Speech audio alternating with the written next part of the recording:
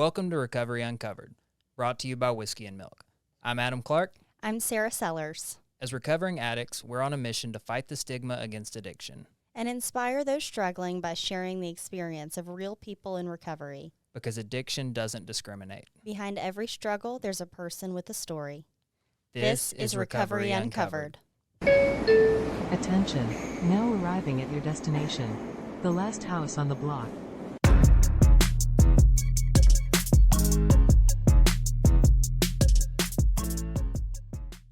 Welcome back to Recovery Uncovered, episode 6. I know you guys see me sitting in the chair alone right now, but we got a special guest with us today. Danny, coming back from behind the computer, is going to share his story of recovery, a little bit of what it was like, what happened, what it's like now, and kind of his journey into sobriety. Sure, yeah, man. Thanks for having me. My name is Daniel, Daniel, alcoholic, sobriety day, April 11th of 2021, and for that I'm very, very grateful. Man, let me just first say that I absolutely love what you're doing here.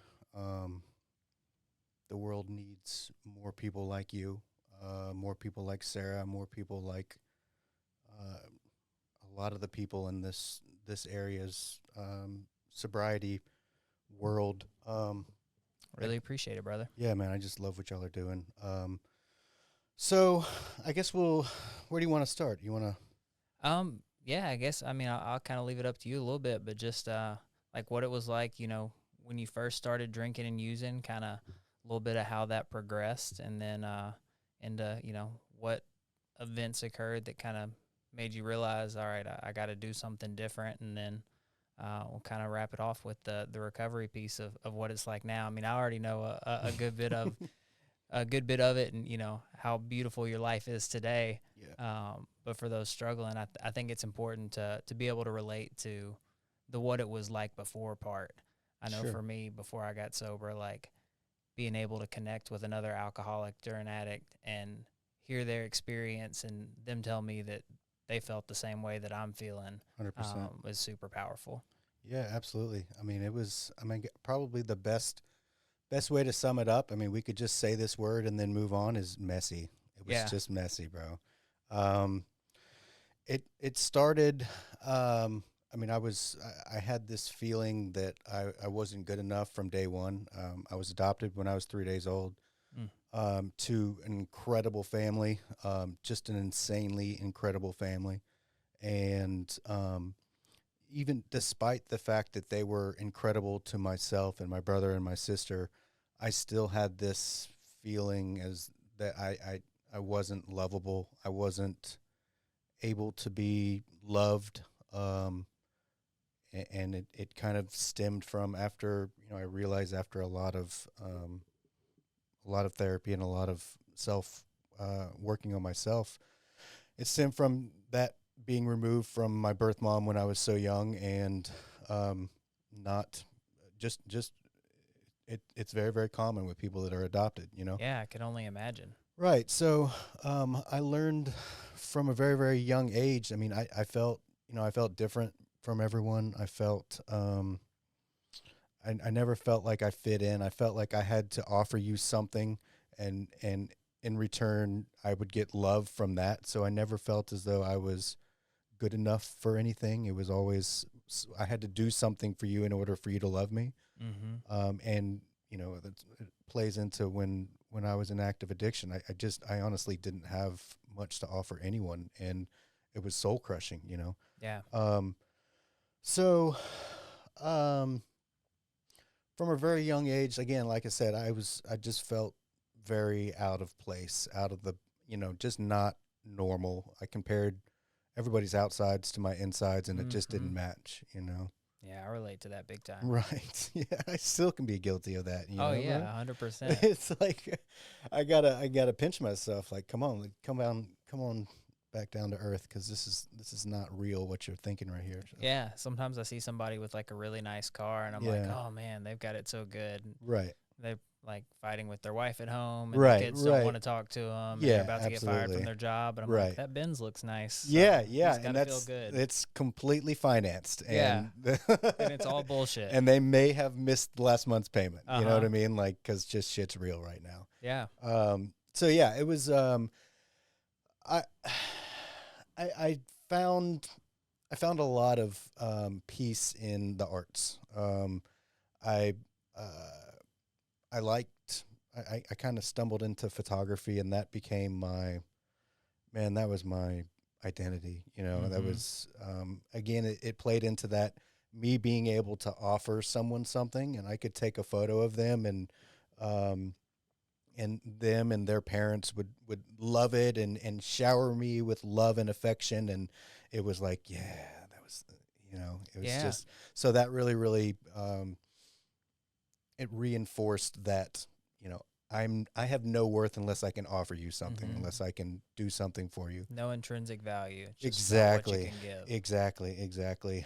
And it got to the point where I was on stimulant ADHD meds from a very young age. And a lot of that was my parents just trying to find a solution, I was just all over the place, man. I was nuts. I remember there were times when I would get mad at my parents because I didn't get my way or something, and just say awful things to them, just, you're not my parents, and Mm. storm away. And I know it's just soul crushing. Like, and this, my mom is probably watching this, but there was this one instance that I have to, I don't think I've formally made amends for. I was probably 8, 10 years old, maybe. And I went to the Dallas Zoo with our neighbors, and my mom came to the Dallas Zoo, and I was angry at her about something, and I basically just yelled at her and told her to leave, and she just walked away. And I think about that often, like, what a piece of shit. Like, Mhm. yes, I was hurting, I was sad inside, and I didn't have any direction, but just what a piece of shit, Yeah. you know? And I did a lot of those things, a lot of just awful, just mean things, man. And sorry for that, Mom. Sorry. It took what it took in order for me to get to where I am today. And so for that, I'm grateful, but I did do some shitty things, and I'm so sorry. Oh yeah, I relate to that. Like the Yeah. way I treated my mom, it was different scenario, but after my parents got divorced, like, man, I just had anger towards her. Like Right. I remember locking the door and like sitting with my back to it and yelling at her, I hate you and I want to go live with dad, and like, Just, you know, just mean yeah, stuff. Just and mean. we have a wonderful relationship now, but I still think about that stuff Sure, sometimes, man. It comes back up. I'm like, man, I was such a little shit. Right, bro. And like if I had known the whole reality of the situation, which I mean, at 8 or 10 years old, you can't really Right, understand. But yeah. still, like looking back at it now with the whole picture, I'm like, golly, Yeah, right, I was right. I hope my kids never do that to me. Right, right. I mean, so yeah. So sorry about that, Mom. But doing like mean things and lashing out was a common thread throughout my whole entire story, and it was nothing more than me having an inability to properly communicate how I felt. That's what it boiled down to. I didn't know how to say, hey, I feel out of place. I'm scared. I'm lonely. I don't know what I'm doing with my life. I didn't know how to communicate any of that. So what do? What do? I lash out and get angry and shut down and clam up, and it's bad, So I started smoking weed. Weed was my my number one love. Weed. What I found was, if things were bad, I could numb with weed. If things were Yep. good, I could celebrate with weed. Weed was always there for me. And I'll tell you this, I've been drunk probably 6 or 7 times in my life. Alcohol was never, I won't say it wasn't an issue, because it certainly was an issue. But I never, alcohol was not my drug of choice. Yeah. Marijuana was my drug of choice, 100%. Now, every time I relapsed, which was often, it was with alcohol. So that's what earned me my seat in a 12-step program. So, but yeah, I smoked weed first, and then I kind of morphed into, that would get me kind of down. So I would need something to get me back up. And I realized at a young age that while I didn't abuse the stimulant medications as a kid, I do believe that primed me for a stimulant addiction in the future. And I have a hard time not being judgmental when I hear about someone being on a stimulant medication. Yeah. And that's and that's really crappy of me, because I'm not everyone.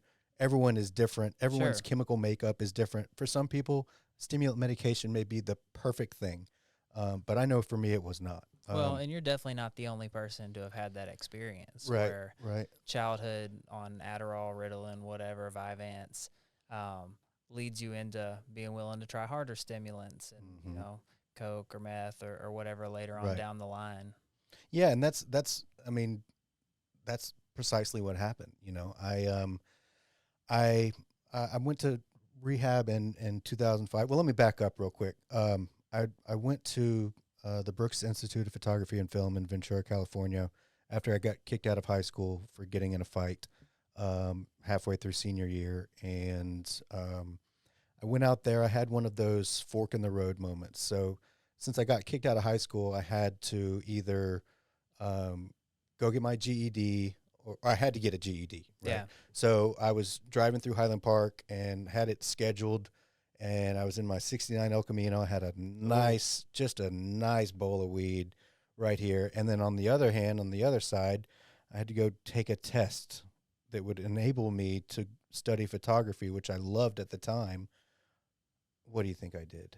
Oh, the bowl of weed. The for bowl sure. of weed, brother. Yeah, I would have done the same thing. If I had made it to the test, I definitely would have smoked the bowl first. But more than likely, I was never making it to that test center. Right.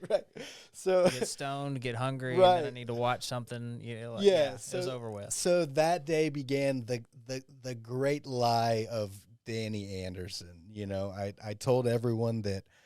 I think I even said I did a great job on the test, and it was such a success. And I've heard you kind of talk about similar stuff with school in your story, and I related a lot with that, because that's what I did. I lied.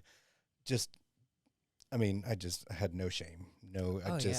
Bro. And then when I moved out to California, Brooks Institute of Photography and Film was like, hey, we need your GED. And it was the whole like, bro, it's in the mail, like it's coming. Like, I know I was there, I took it. I don't, maybe it's lost or something. We can make a call. And this went on for a little bit, and finally they were just like, you need to get the You gotta go. bro. Like, we're not dumb. I mean, It's so funny how similar we are, because that's some shit I would have done. Like, the Postal Service, God, government entities. Right. Nobody It's the government. runs that Right, shit. right, Like, right. you'll get it when you get it. It's fine. I'll be in class. Right. So yeah, 100%. So I had a little bit of time in California to kind of just enjoy. I mean, I lived like 300 yards away. Well, when I was in school, I lived on the beach, like 3 houses away from the beach, and it was incredible, just incredible in Ventura, California. Like, everything that I could have ever wanted, good people, good food, the beach, the ocean, surfing, like, and I was just miserable, just miserable.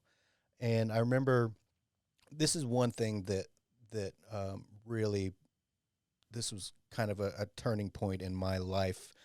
I hadn't really done any uppers or anything other than my ADHD meds that I was prescribed. I had never abused them in any way, shape, or form. Excuse me. And me and my roommate, his girlfriend, and I, we drove down to Tijuana, Mexico, right? What do you do when you're in California? You go to Mexico, right? Sure. Especially with 3 drug addicts. So Yeah. we Cheap drugs. yeah, he was God, I forget what his name was, but his parents were just loaded, and he had like this Audi R8, like Ooh. it was just like, no, it wasn't an R8, it was right below that, but just Still. money just bubbling out of his pores, he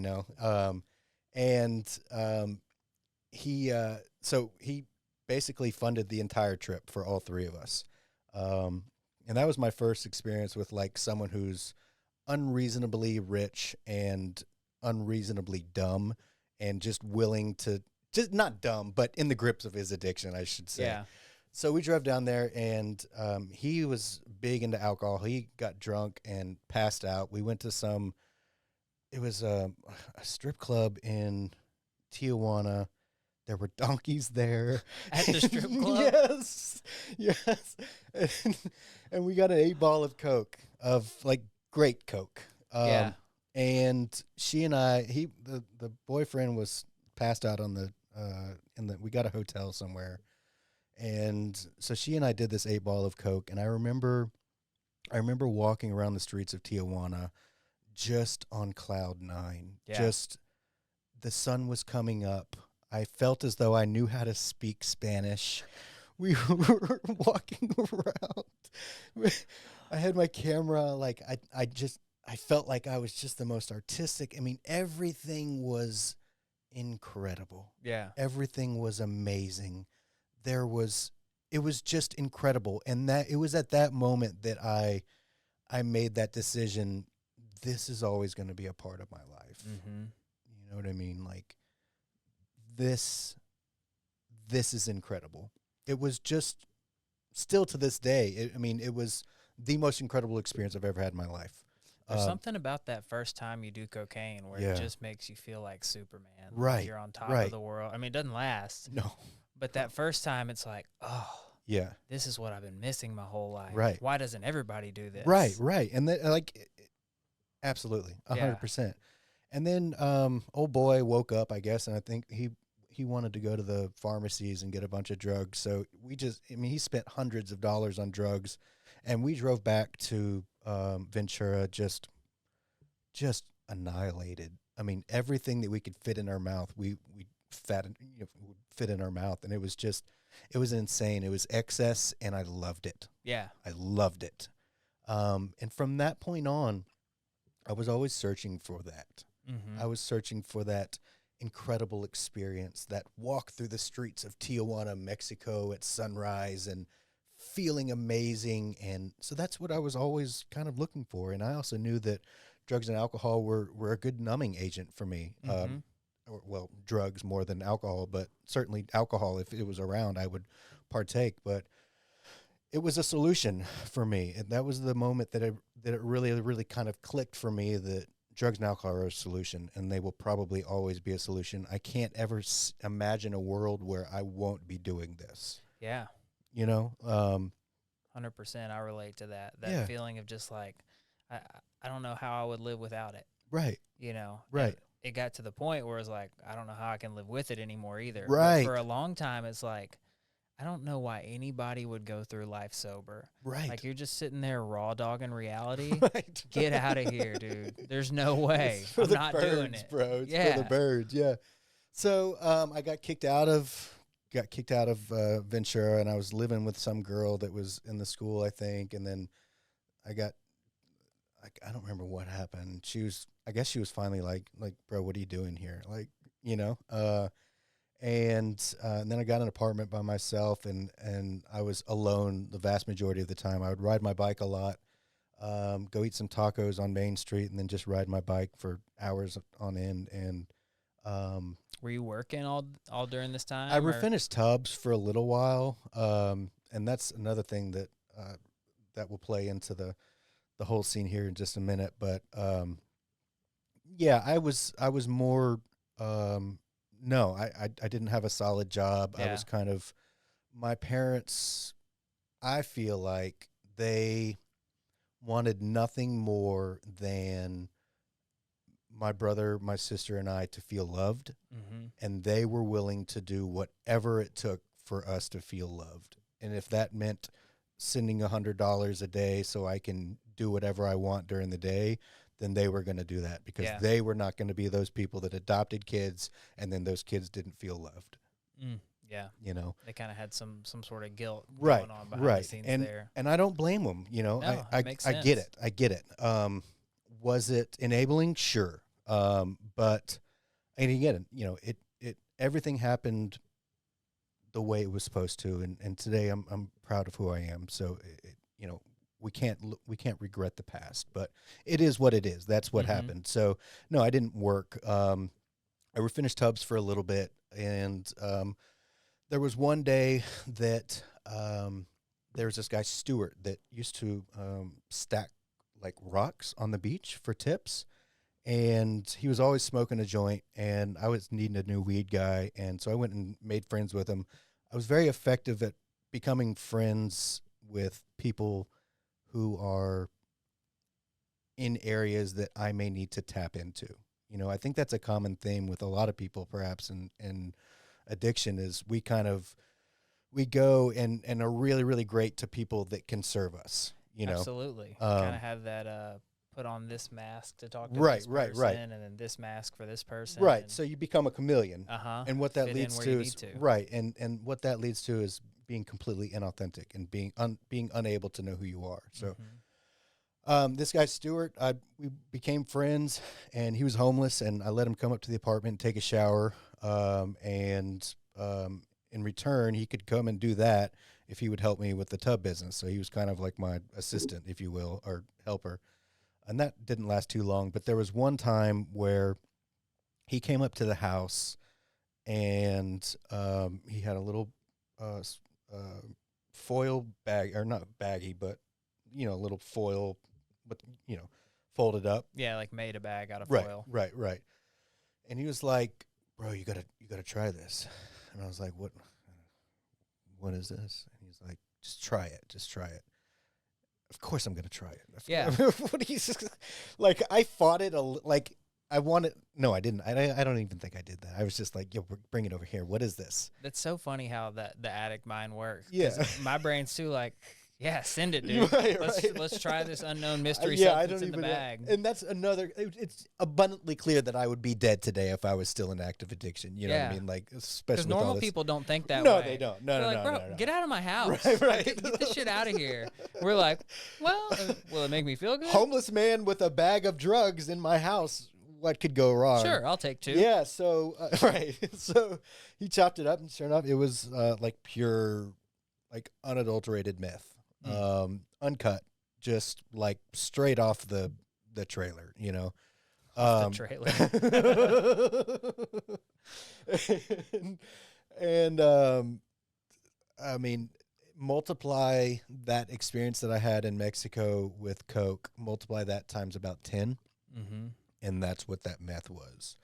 And then it was just like, I mean, why would you not want to be on something that makes you feel so incredible? Yeah. Why would you not? And kind of, as you know, like that being high and that feeling of being incredible is not sustainable. It's just not. So you're going to come down, right?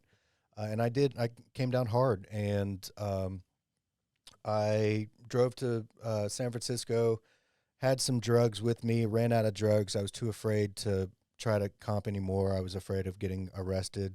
So I reached out to my parents and, pulled the whole, like, I think I'm going to kill myself, just desperate for just a cry for help, and so they had my old youth pastor. And before this, I was on this, like, Christian singing and dancing group that I auditioned for. It's so weird, bro. So weird. It's called the Continentals, and it was a 3-month tour. And like we trained for two weeks in Oxnard, California, and then went on this 90-day tour, and we wound up in like 42 of the 50 states, and then wound up in flew from LA. We went from LA to New York and then back to LA. Hopped on a plane, went to Africa, went to Nairobi, Kenya. Went to the base of Mount Kilimanjaro, like, all in the name of God. Like, went to. So were you high throughout all of that? No, I was completely sober. Okay. Yeah, I was completely sober throughout that whole entire process. And I actually felt really, really great, but found my way back to weed, found my way back to stimulants, and was down at rock bottom again. So my parents ripped me out of California, went to a psych ward in Dallas. And how are we doing on time? Oh, we're good. Okay. It's funny. You just said youth pastor. My old youth pastor commented there. Nice. That's a trip. So I wound up in in Dallas at psych ward. And then I wound up at Solutions Outpatient in Dallas. And they asked me if I could stop smoking weed for 24 hours. And at this point, I was like 19 years old, 20 years old maybe. And I kind of laughed in their face. Well, the next day I was on a plane to Brandon, Mississippi. And I went to Copac in 2005. I didn't want to be there. Mm-hmm. Didn't want to be there. My dad bought me a plane ticket, and my counselor, my parents and I were just here, or my parents were just in town a couple weeks ago, and they told me this story. I didn't know this, but my counselor, Mark Levine, called my dad up and said, "What the fuck are you doing?" And my dad was like, "What? Like, why did you buy him a plane ticket? Like, you are killing him, basically, if you let him do this." So that plane ticket got torn up, and I was committed there at Copac for 90 days, I think, or 90 days, I think. Okay. Didn't want to be there. I was just a pissed off little bumblebee, and did 90 days there, and then got an apartment over on Pear Orchard and started relapsed on alcohol, and then went and found some Xanax and totaled a car that they had just bought me, a little Volkswagen Passat, totaled that on the spillway. Oh. It was mania. It was just absolutely mania. There was nothing good that came about it, or came from that time, other than me learning what not to do in the future. So do you feel like you got anything out of that first run in treatment, like those 90 days? Did some of that stick with you when you started using again? Or? Yeah, absolutely. That was I don't know if it was worth the, like $60,000 that they paid for it. Probably not. I think I could have probably learned those lessons for a slightly smaller amount of money somewhere else, but it took what it took. They were willing to, help out, and they weren't well seated in Al-Anon like they are today.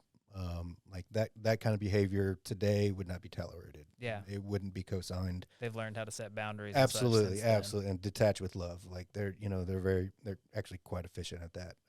And they have to.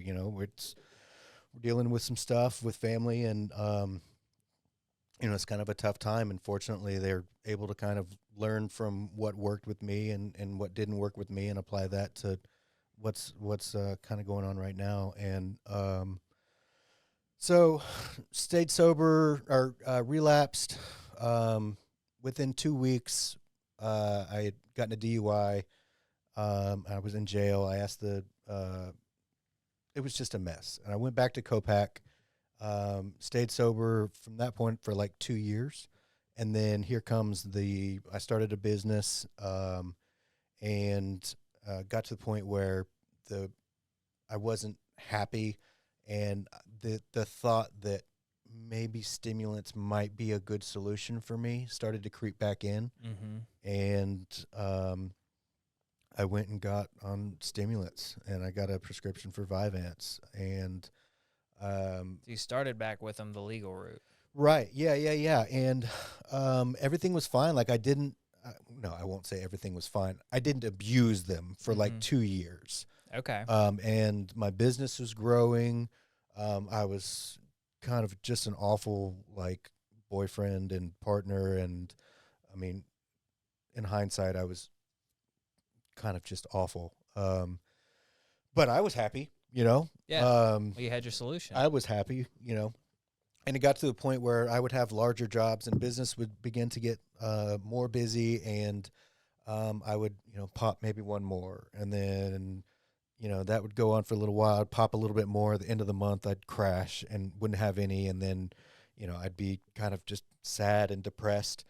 And pretty quickly I learned that, or I didn't learn, but I got to a point where I was so desperate that I knew beyond the shadow of a doubt that if I could find some meth here in Mississippi, it would take the place of that Adderall that I've taken too many of. That's what I did, and I started taking meth. Found a few dudes, and just got on meth, and that's where it was just a monumental decline. Everything in my life was shit. I somehow kept the business running, kind of, and it was just awful. life was just awful. I was a piece of shit to live with. I was not a good, at this point, we had our son. We had our son when we were 21. And I wasn't a good dad. I was just a jerk, man. Just Yeah. an awful, kind of just disgusting person, and just completely engulfed with shame. Shame was the name of the game. Everything I did was a shame-based reaction to something else. Just a snowball of toxicity. It's crazy how our brain works. Where like, because when you said like, oh, you know, I had this idea that like, I'll just get some meth and that'll fix it. Like, Right. It was like, it any wasn't a normal hard person's decision. Like, Yeah. meth is your solution. Right. But I had that same moment with heroin. Like Right. the first time I did it, I Yes. was like, dude, this is gonna save me so much Right, money. exactly. This is a Like, smart business. What? Smart business decision here. Yeah. But I'm like, yeah, makes sense. Okay, been there. We were insane, dude. Right. Yeah.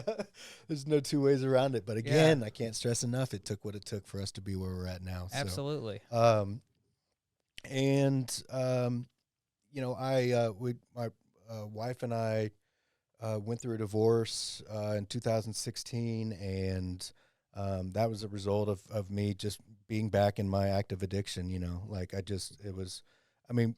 takes two to tango, but she was sober and I was not. So who do you think is probably more at fault for the demise of the relationship? You know what I mean? So I got to be realistic about that. So that's kind of what it was like, and it can all be summed up by me winding up at our house,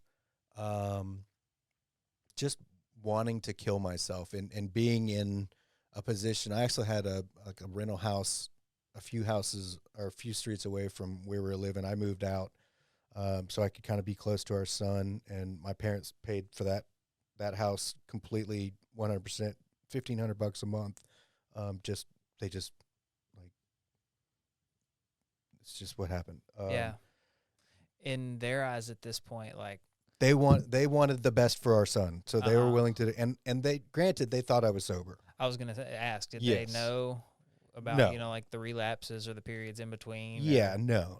So they thought you had maintained. Well, I don't sobriety. think they may have had an idea. They probably did have an idea. They're not stupid.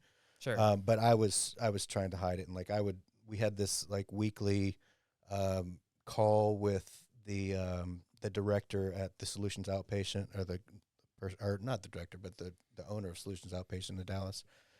And I remember us being on that call talking about sobriety and stuff, and me just hitting the meth pipe like as we were having that call, you know. I was just a mess, you know. Yeah. And it just got to a point where drugs and alcohol, I knew beyond everything that drugs and alcohol are never going to be a solution for me again. But I was still holding on to that the whole idea that, okay, I kind of was beaten down enough to believe that drugs and alcohol are not going to be a problem, but maybe weed, since it's natural, maybe I can just like smoke like at night after everybody's asleep, maybe just like once a week. Yeah. You know, just to kind of like trying to rationalize. yeah, still just to and- kind of like reset. I mean, weed's natural. It doesn't hurt anybody. Like, I'm not hurting anybody. Like, I'll stay away from the meth and Adderall and all that stuff, but let me just hold on to that. Let me just smoke a little weed every once in a while. Oh, dude, the amount of times I tried that argument with my parents, like, weed comes from the earth, man. It says in the Bible that God Right. granted us every seed-bearing plant on the earth, you know. I think he was talking about the ganja. Like, Right. did he say that you should roll it and smoke it, set it on fire, and inhale the smoke into your lungs? Like, I don't remember that verse. Yeah. But I sure tried that argument. Yeah. And I tried doing that, too. Like, oh, I'll just smoke weed. Yeah. But my life still would go to shit, you know. Yeah. I still couldn't hold it together. Yeah. And power to you, if there's people out there Sure, who can. sure. Like, I'm not hating on it, but for me, even when it was just the weed, like, life fell apart. Mm-hmm. Yeah, I can't smoke like a gentleman. Yeah, And not at all. Smoke like a junkie. just a dirty, washed up junkie is what Yeah. that's what yeah. So you know, I wasn't able to make any progress until I made that decision that weed, I had made the decision that drugs and alcohol in general are never going to be a solution, but I was still holding on desperately to that idea that I could just smoke every once in a while. And it wasn't until I had some success with like relative sobriety and then just smoking. Like I did it. I did just that. I stayed away from drugs and I just smoked weed in the evenings. Mm-hmm. And the same thing happened. Yeah. I wanted to kill myself. Same misery. And same misery. And I would eventually get to a point where I would just, I would go from smoking at night to also like, you gotta like wake and bake on the weekends at least. Oh, like, yeah, for sure. Like how Totally you, makes sense. right. And then, okay, well, maybe I'll just do it this Monday and then I won't do it until Saturday. And then, you know how it is. Yeah. Monday rolls into Tuesday, Wednesday, Right, Thursday, right, Friday. right. And it's just one big bong rip, So, and my life just goes to shit. So, it was important for me to get to that realization that marijuana is also never going to be a solution for me. For me, like you said, I echo that. There's a lot of people that smoke weed. There's a lot of people that it doesn't cause any harm to them in any way, shape, or form.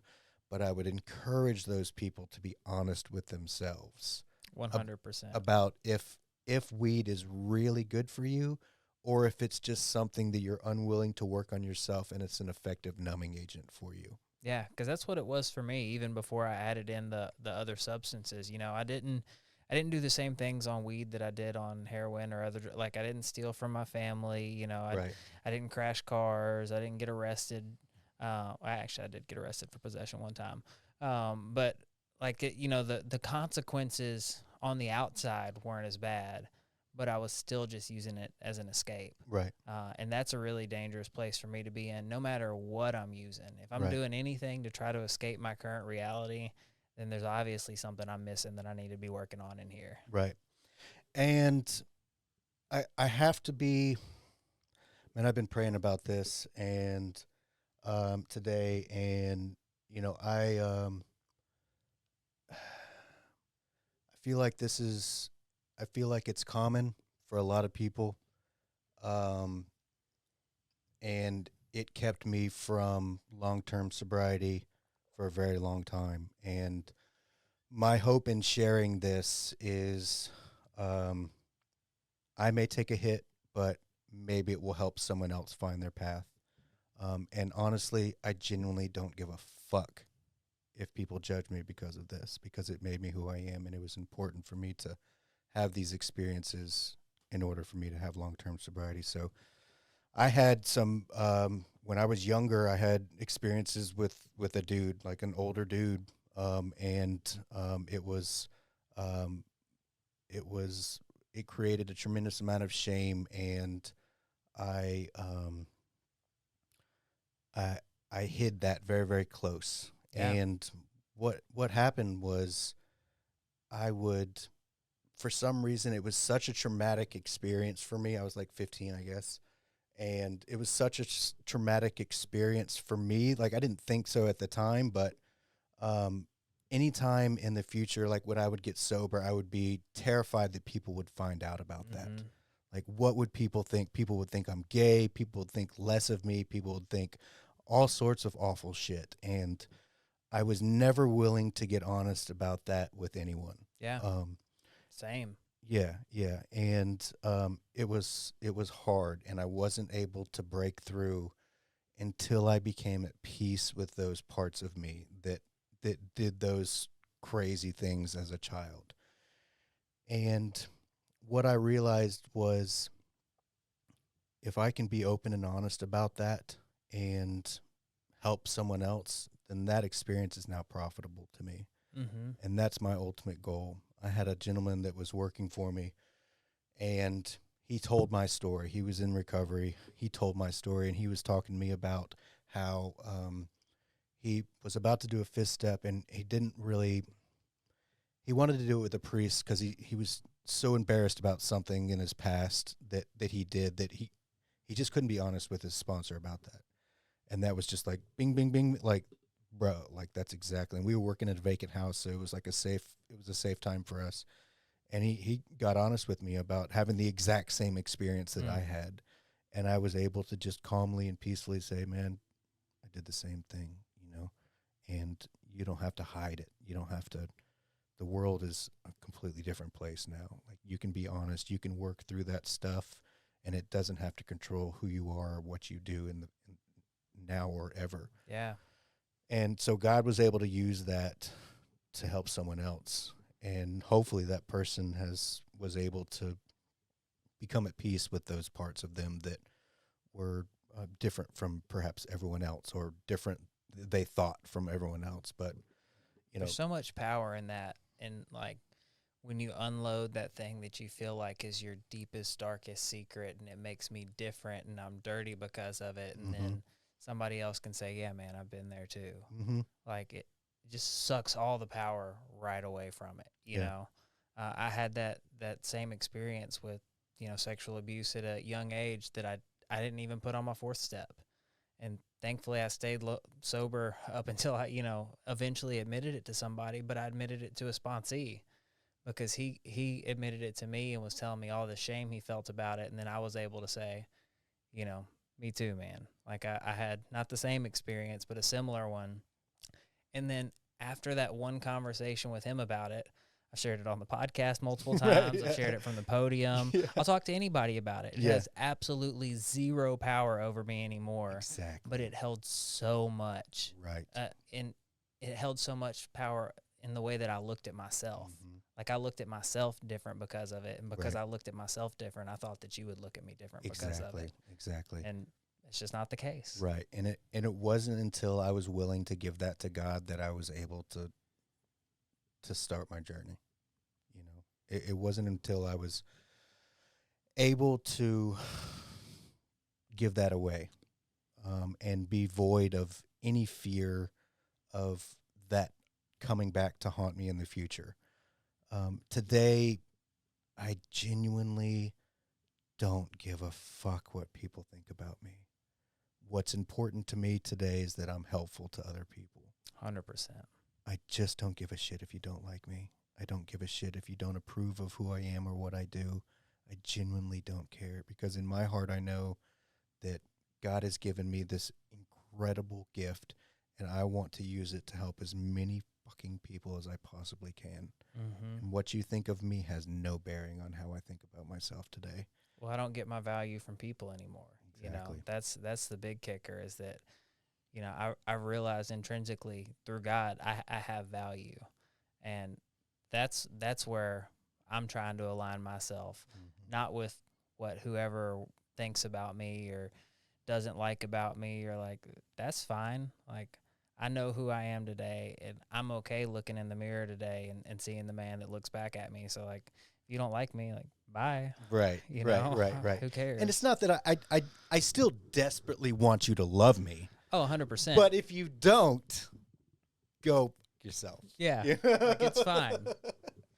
I have plenty of people who do. Right. And like people who genuinely love me. Right.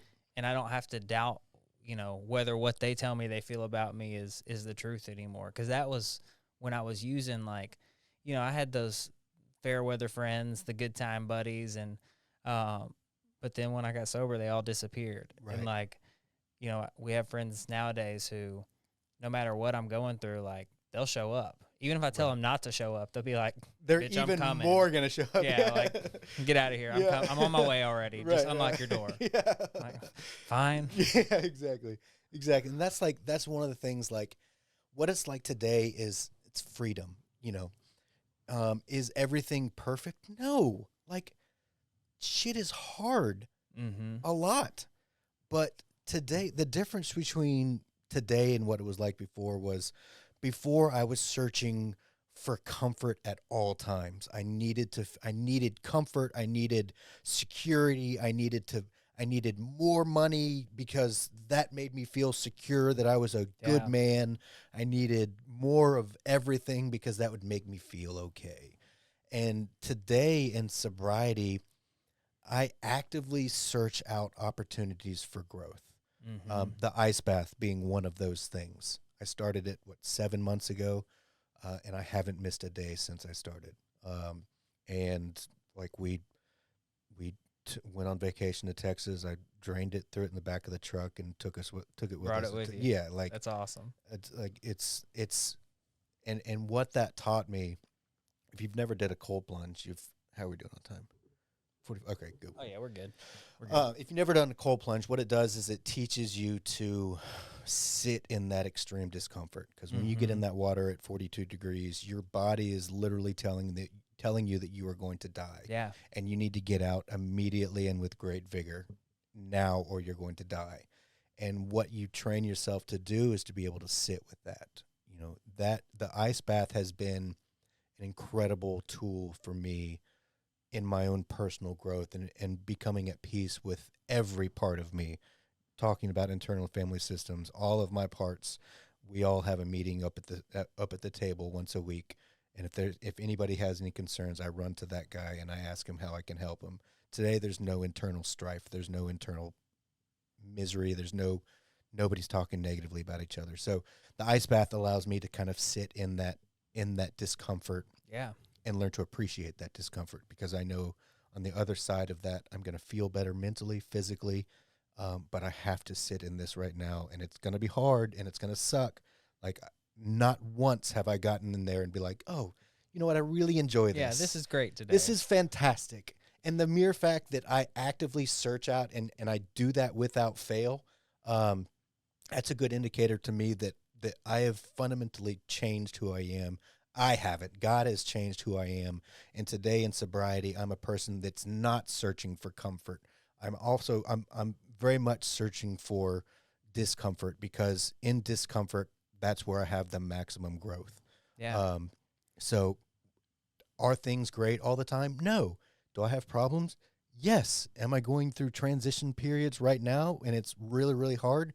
Yes. But today I have these tools that the program has given me, and I can sit with that discomfort. I don't have to numb. I don't have to, well, I'll just smoke a little weed, after everybody goes to sleep, and I'll be able to kind of go to sleep and I'll be able to decompress. I just need to be able to decompress, right? I don't need to do that today. There's so much value in doing uncomfortable things.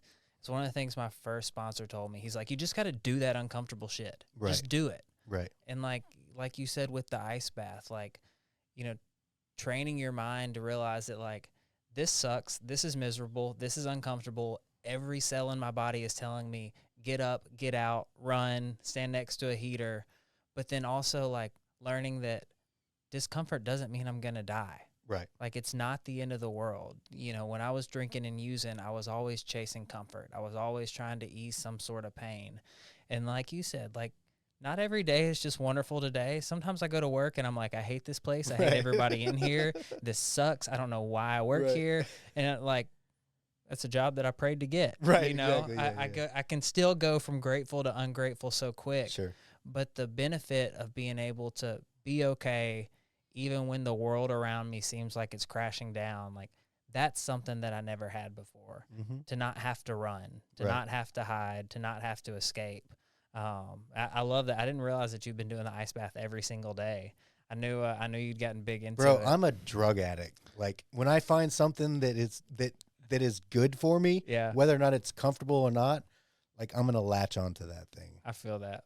I'm gonna latch on, bro. Yeah, anything that gives me a little feel good, I'm like, let's go again. And it's great because, like, it's still hard, so it's like me doing great stuff, and like I feel our hard stuff, which I think is incredible. To your point, it's incredibly important for me to have hard things in my life and to do hard things, because me just trying to be comfortable all the time, that's gonna wind me up to that old guy. And I'm willing to do anything and everything in order to not go back to that guy. Amen. I'm grateful for that guy. I'm grateful for all of the shit that he did, but it's unfortunate that it happened, but it made me who I am today. And today I feel like we can be proud of who we are.